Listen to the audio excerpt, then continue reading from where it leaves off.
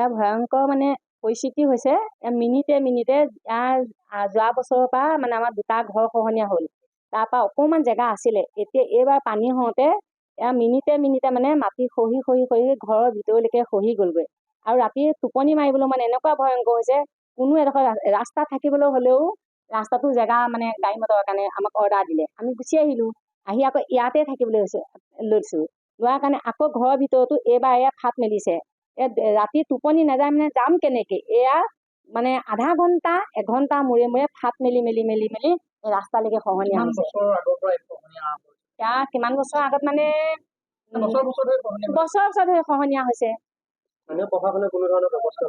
কোনো কাৰণে 200 মিটাৰ নিলগত আছে ENT অফিচ। তেওঁলোকক মই বৰষুণত তিতি আমাৰ ইয়াৰ ওচৰৰ মানুহে 3খনকৈ দৰখাস্ত দিলোঁ, কিন্তু তেওঁলোকে এলাও নকৰিলে। কিন্তু তাৰ ওপৰতো আমিতো কৰিবতো নোৱাৰোঁ।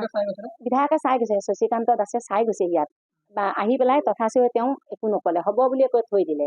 কিন্তু আজিলৈকে আছে। এইফালে বেমাৰী মানুহ ভিতৰত শুই আছে, তেওঁ নিজেই দেখিছে। অকণমান তেওঁ অনুৰোধ কৰিছোঁ যাতে তেওঁ আমাক অকণমান সহায় কৰে। কলং মানে কেইটা গ'ল, 1 ঘৰ আৰু 2 ঘৰ 3 ঘৰ 4 ঘৰ 5 ঘৰ মানুহ গৈছে। আমাৰ 5 ঘৰ মানুহ গৈছে। এনেকে ৰজনী কটাই আছো তাই, উপায়তো নাই। একো নকলে, হ'ব বুলি ক'লে আৰু কৈ একো নকলে আৰু হ'ব বুলি কৈ দায়িত্ব সামৰিলে, একো নহ'লে আজিলৈকে।